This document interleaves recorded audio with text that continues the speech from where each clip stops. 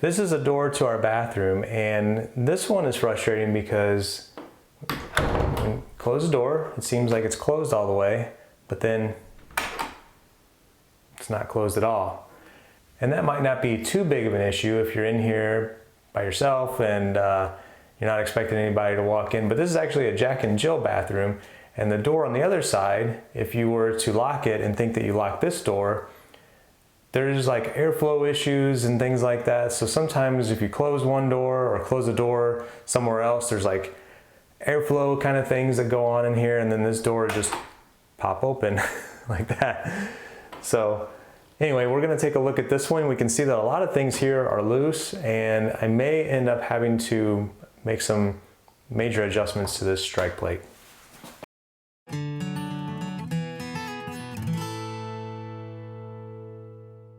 Couple things to notice. Originally, the door handle itself is loose. It's moving up and down, so the screws on this side that hold it together need to be tightened. But then also on this side, we can see that this screw is moving in and out. So I'm going to go ahead and tighten those up first and see if that does anything at all.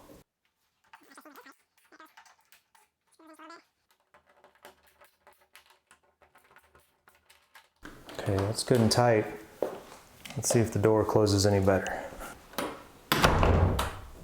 Nope. All right, let's take a look on the other side. It seems like, or appears like, what's going on here is that when this catch is sliding into the strike plate, it's really low. You can see there's very little down here. I'm just going to zoom in a little bit there. Very little down here. There's a lot of strike plate up here. So when it's going into that strike plate, the hole is up here. It's higher. So it's never, the catch is never going into the hole. That's why it's able to just pop back open. It never goes inside there.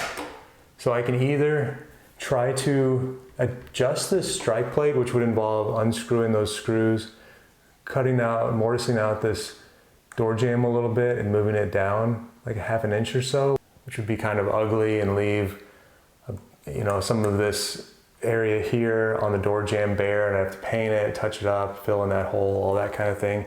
The other thing that I could try to do is make some tweaks to the hinges and see if I can get that catch to get closer into where it'll fall into that hole.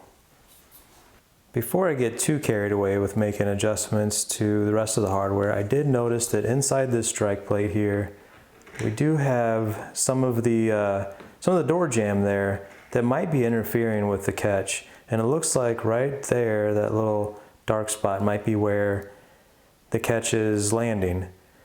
So if I can kind of chisel some of this out, I'm not going to really have to make any other adjustments at this time, and we'll see if the door can catch.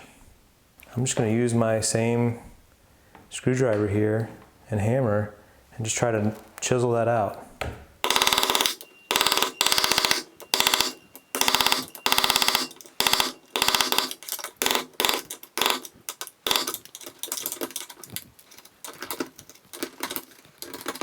All right, that was kind of ugly, but it worked. Let's see what happens.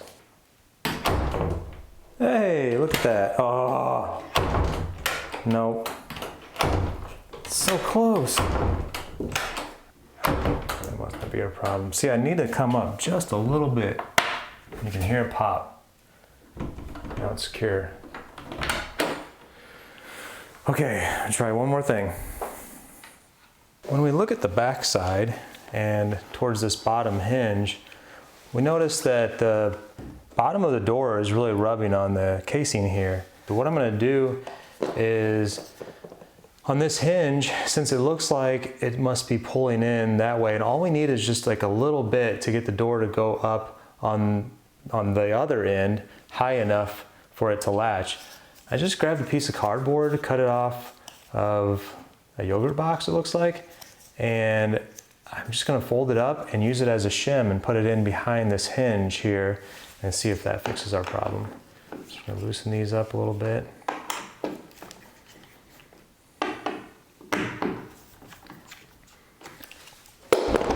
That hinge is loose. I'm going to stick this on the back side.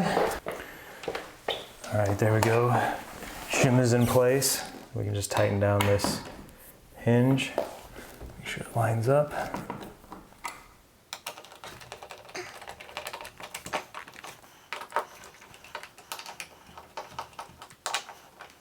Okay. Let's try to latch this door again. Yes. All right.